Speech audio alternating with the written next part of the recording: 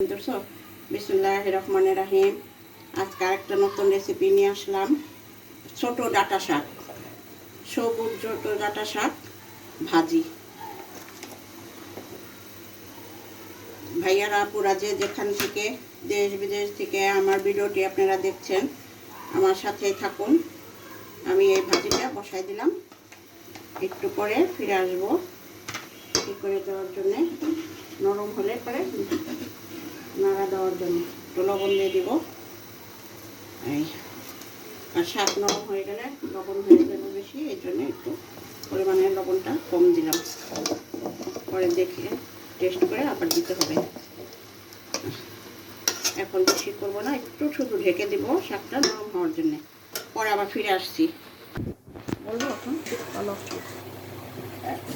সুন্দর করে দেবো এইভাবে, এভাবে এবার বলতে হবে। এখন আবার ফিরে আসলাম। শাকটা সবুজ হয়ে গেছে, নরম হয়ে গেছে।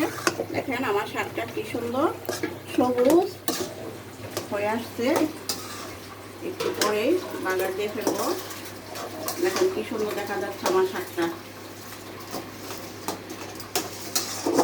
একদম নরম তুলার মতো হয়ে গেছে শাকটা।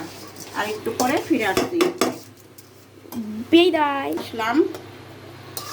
দেখেন শাকটা একদম তুলার মতো নরম, আর রংটা একটু নষ্ট হয় নাই, একদম সবুজ শাকটা।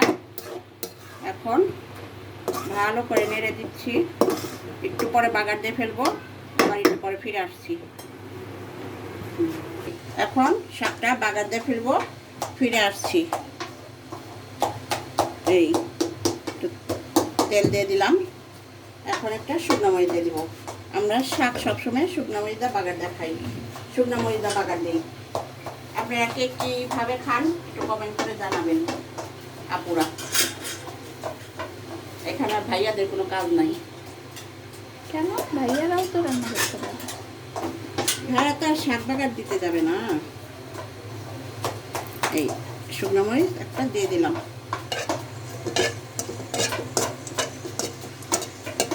শুকনো মরিচটা লাল হওয়া পর্যন্ত অপেক্ষা করতে হবে।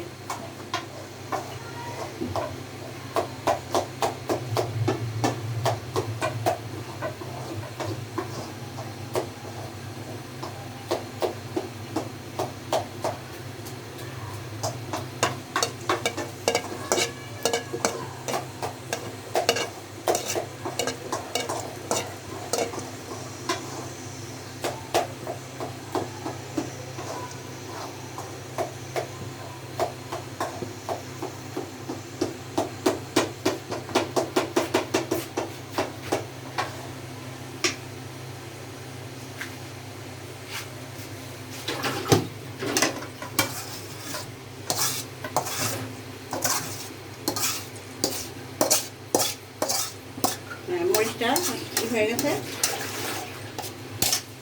লাল হয়ে গেছে। এখন শাকটা দিয়ে দিব, শাকটা দিয়ে দিব। এখন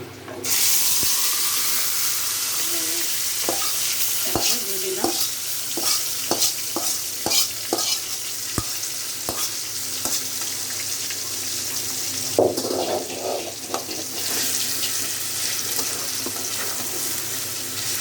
দেখেন খুব সুন্দর সবুজ শাকটা, শাকটা একটু রং নষ্ট হয় নাই। শাকটা কি অনেক ফাইন কালার আসছে। এখন লবণ একটু টেস্ট করব, লবণটা দেখবো লবণ হয়েছে কিনা।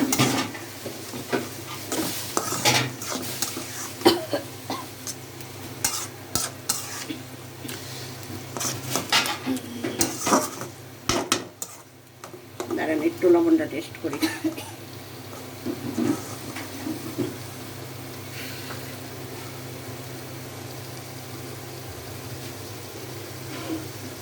অল্প সামান্য একটু লবণ লাগবে, বেশি লাগবে না।